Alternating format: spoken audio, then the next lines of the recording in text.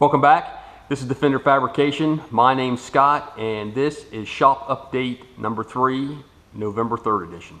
New things we're going to talk about on this episode is a local warehouse fire. We're going to talk about the completion of the UCC truck. We're going to talk about the cart that I built to store the fiberglass body on for the Super Gas Dodge Challenger project. We're going to talk about the plumbing vents and drains for the bathroom in the office. We're going to talk about the electric to the old garage. We're going to talk about raspberries for next spring. We're going to talk about the new toolbox. We're going to talk about the new polyurethane tires for the Jet bandsaw. We're going to talk about a new sign for the business out on the corner of the building.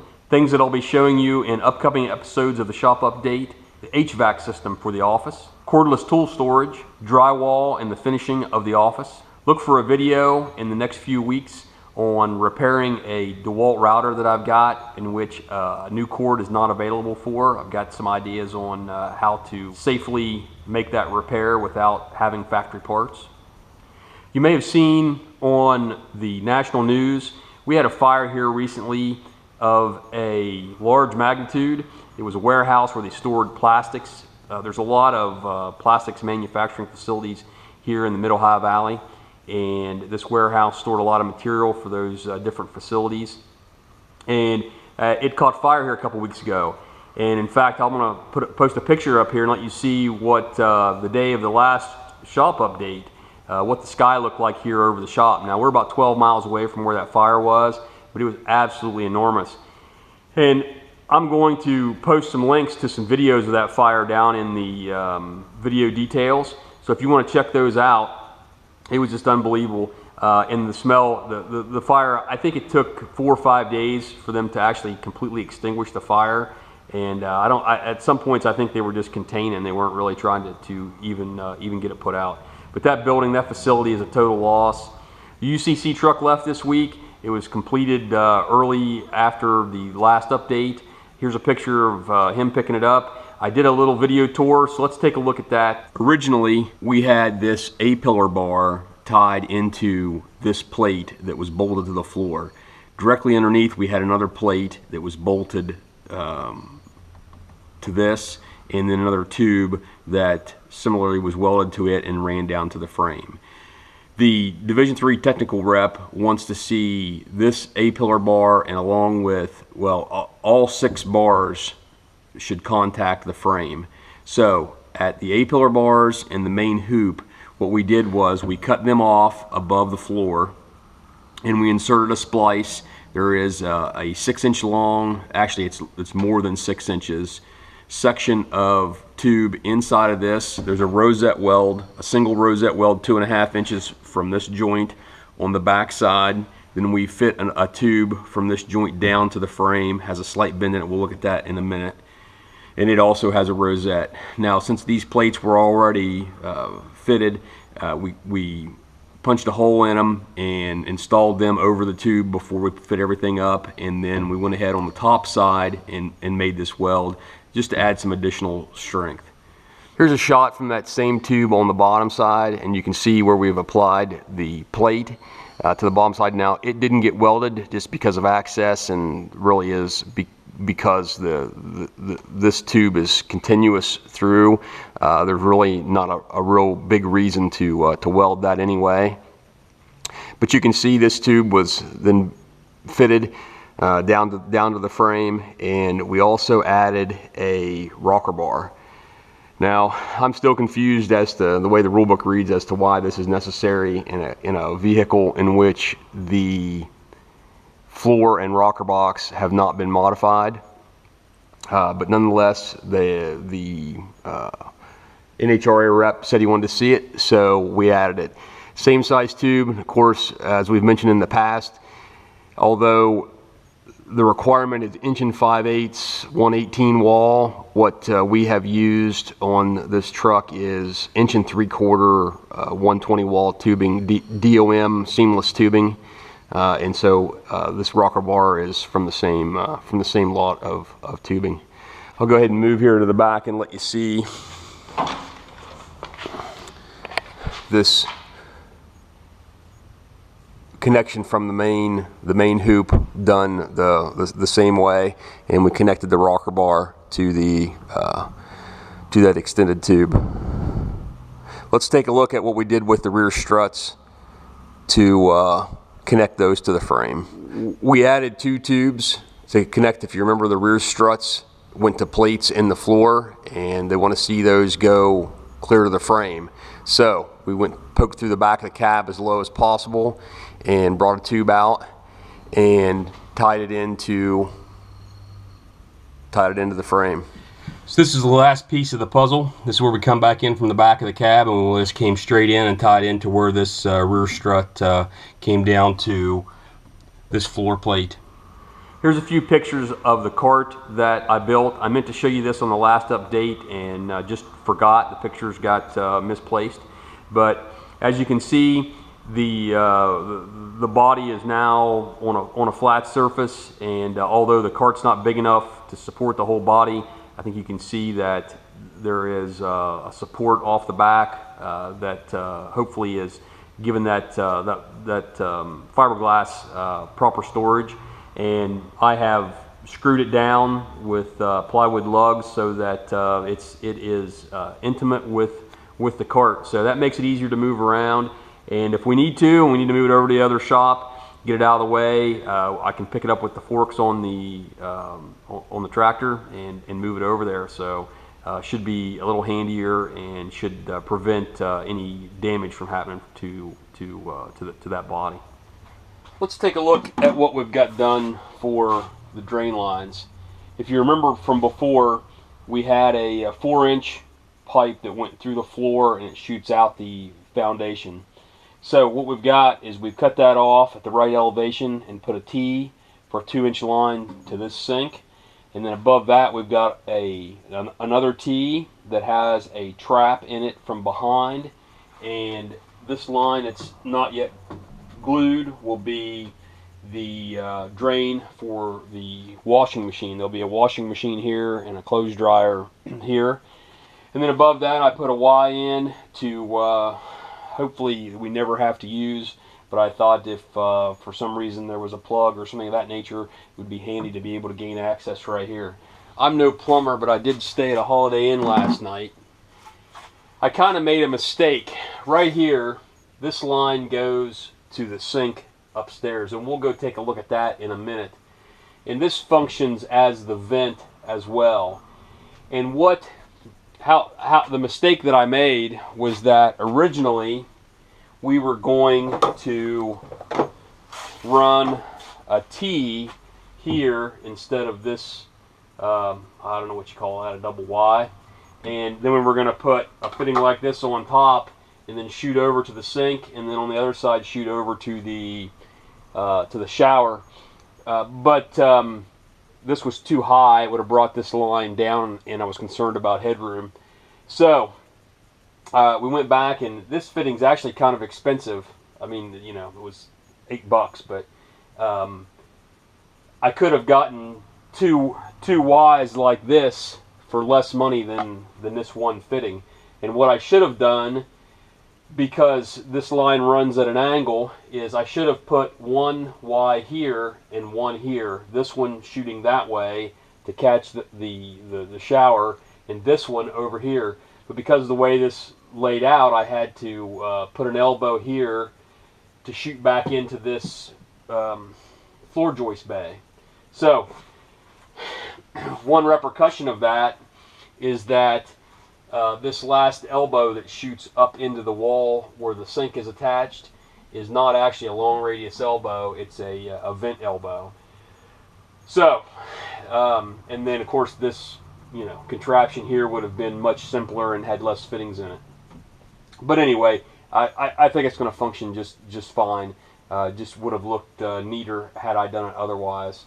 You can see we've got a trap here directly underneath of the shower with a clean out, and then this line goes over to where the toilet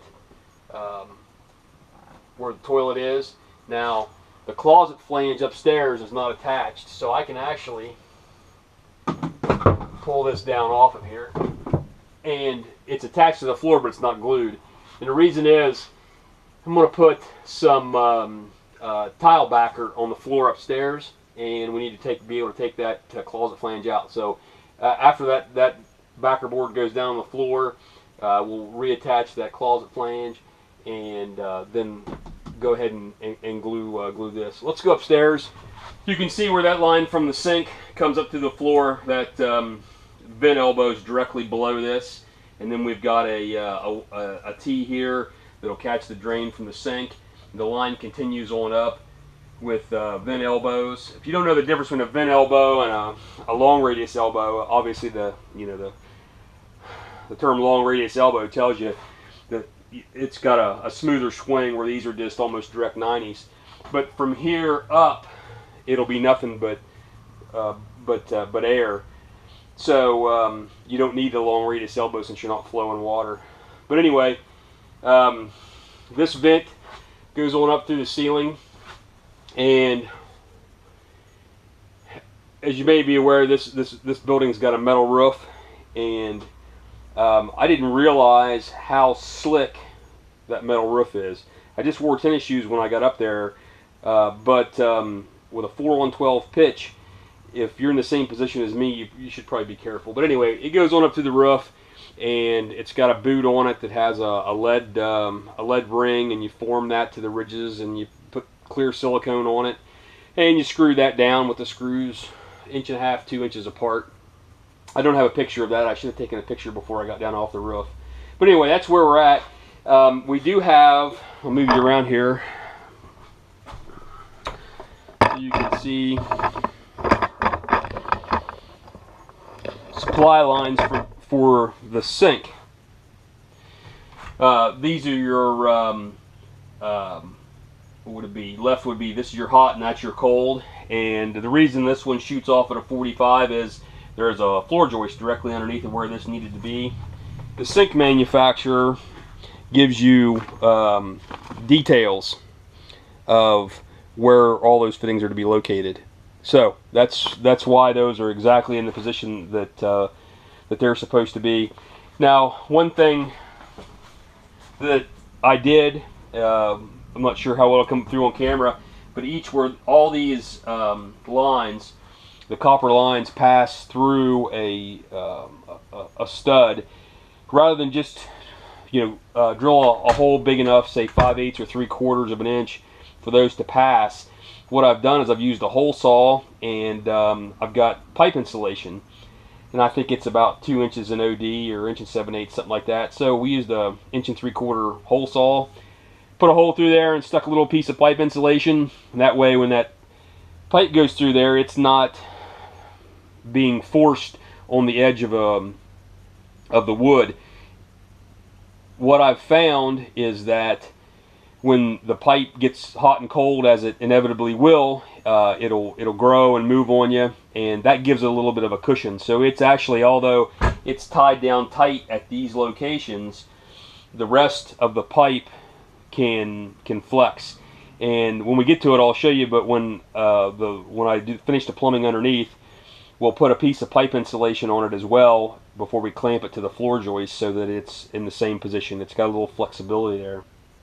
But that's what I'm going to show you. We're going to go ahead and continue with this stuff, and hopefully next week we'll have drywall on all this, and so all the plumbing that will be inside the walls will be done. The only thing left is the toilet and the shower, and I've started on the supply lines for that, but I just haven't got it done yet.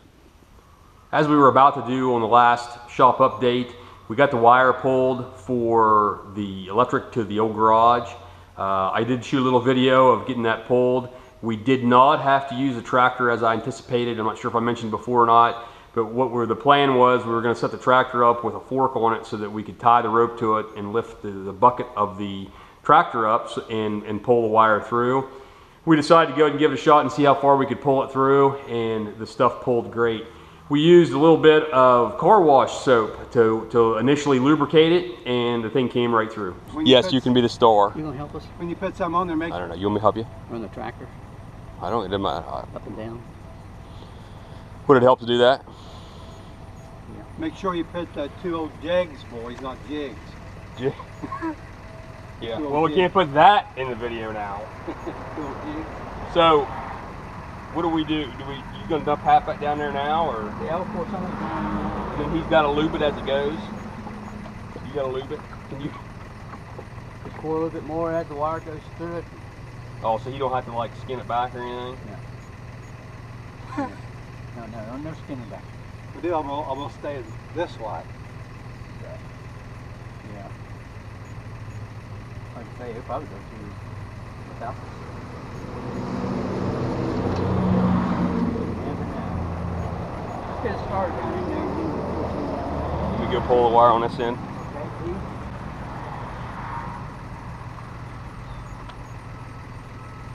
Can you hurry up all that? Of course, the thing is, Oh, let me get it. get the wire go down in Yeah. straight. Don't rub on the edges. Yes, I don't catch. Oh, I don't think.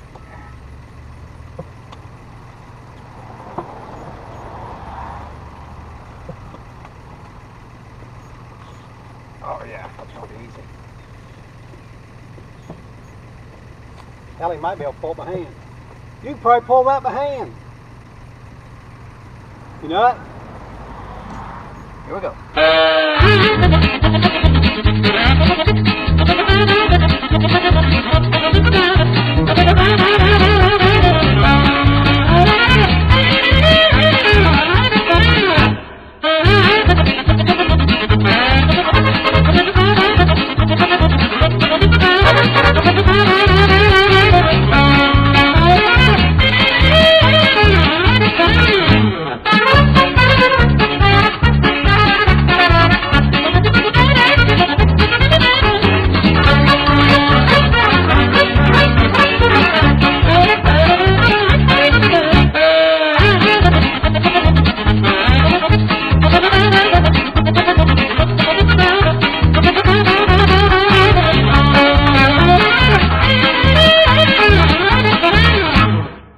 So we got the wire pulled for the electric to the new shop. This is what it looks like where it goes into the building to tie into the existing 200 amp supply.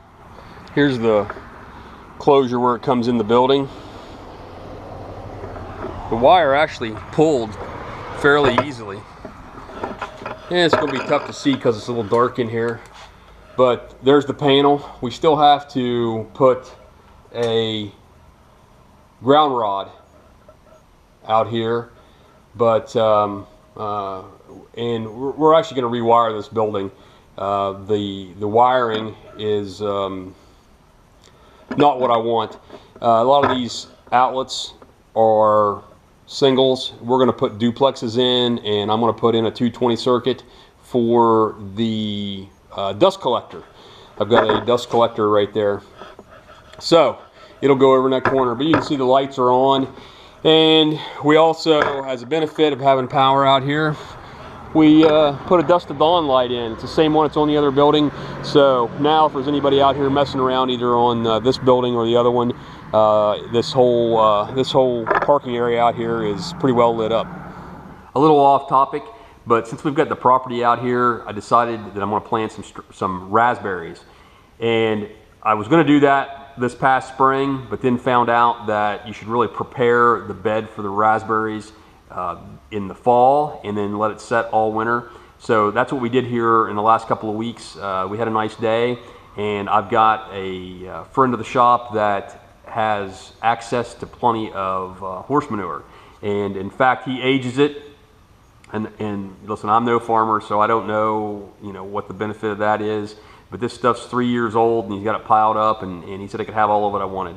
So we borrowed the neighbor's trailer, and we tilled up an area 4 feet wide by 25 feet long. We're going to put about, I don't know, 10 or 12 plants in the spring, and we tilled the whole, we skimmed the grass off of that whole area, and then tilled it all up, and then went and got a trailer load of the manure and tilled it all in. So I told you on the last shop update that I was getting a new toolbox, and unfortunately that did not go the way I had planned. I ordered from Amazon. It was a Williams toolbox. It's not actually made by Williams. I found out that it's actually made by, I think, International Tool Group, something of that nature.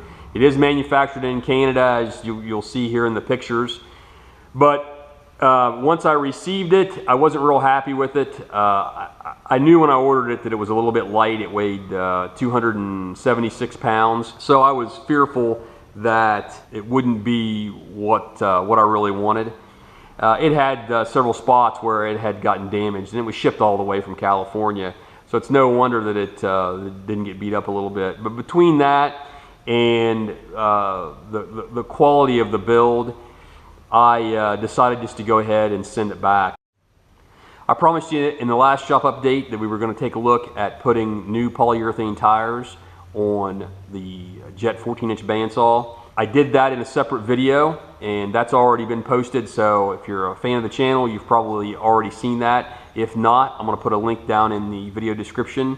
But I did do a little video walk around after putting the thing back together, showing you what we did to make the repairs on what got broke during the move. So let's take a little look at that.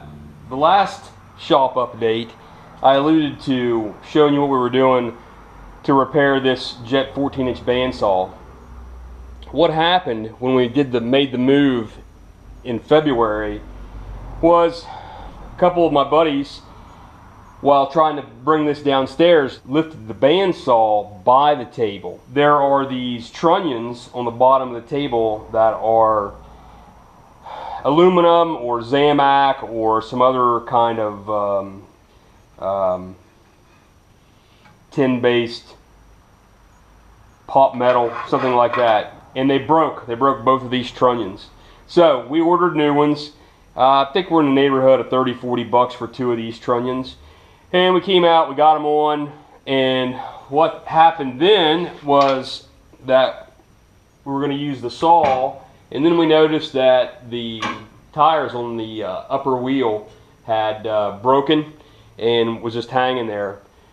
So a little closer inspection, the bearings for the blade guide, they were in pretty sad shape. The upper one, a little crunchy. The bottom one, geesh, I can't even hardly, I can get it to move, but it's pretty sad shape. So we got some new bearings, installed those. We got some new tires for the wheels. I did a separate video on installing these polyurethane tires. So if that's something that interests you, something that you're thinking about doing to your own, it really wasn't tough at all, go check out that video. Otherwise, I think we're going to be in good shape. So let me go ahead and get this thing back together, get this table on, get the blade adjusted, and we'll see how this thing cuts. In the last update, I also told you I got a new mower. Here's a picture of it. I don't have a lot of details, no video of me mowing or anything, you know, boring like that, but it's a Dixie chopper.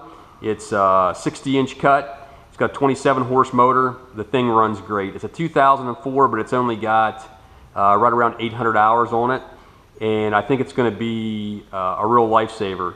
In an attempt to broaden what the shop does and the money that the shop takes in, I decided to go ahead and put up a sign on the corner of the building.